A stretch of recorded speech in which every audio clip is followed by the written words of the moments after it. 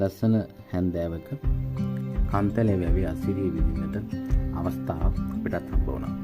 ඉතින් මේ දවස්වල ඔබලා දන්නවා කන්තලේ වැවේ වතුර හිඳිලා තියෙන්නේ මේ පෑවමත් එක්ක.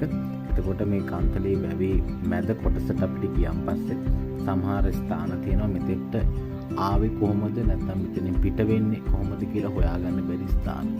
ඉතින් ඊටමත් ලස්සන තනක් ඊටමත් නිස්කලංක පරිසරයක් තම ස්වාභාවික කැලේ මැද තියෙන.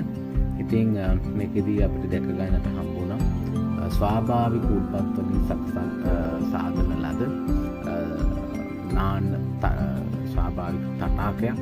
ඉතින් මේකේ වතුර හිඳින්නේ නැල්ලු කොච්චර පෑවුවත් ඒක මේකේ වතුර තියෙනවා. ඒ වගේම තමයි මෙතන ස්ථානය අපිට දැක ගන්න ලැබුණා ශ්‍රී ලංකා පොලිසිය විසින් පවත්වාගෙන යනවා ආරක්ෂක මුරපොලක්. ඉතින් ඒ ව්‍යවසාය රක්ෂිත ආශ්‍රිතව ඉතින් ඒකේ තියෙන මේ අලි වැට සහ ඉතින්දී අපි විශේෂයෙන් දැක්ක මේක පරිසර හිතකාමී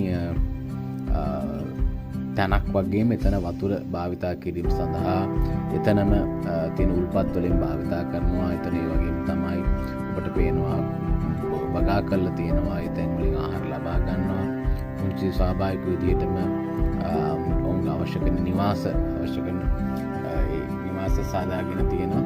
තම නිස්කලංක පරිසරයක ඔවුන්ගේ රාජකාරිය තම මැනවින් ඉටු කරමින් තියෙන ස්ථානයක් විදිහට අපිට දැක ගන්නට හැකියාව ලැබුණා. ඉතාමත් දුර්ලභ අවස්ථාවක් මෙවැනි ස්ථානයක ගිහිල්ලා එහි සුන්දරත්වය දැක ගන්නට ලැබීම. ඔබටත් හැකියාවක් තිබුණොත් පරිසරය ආරක්ෂා කරගෙන මෙවැනි ස්ථාන අරඹන්න.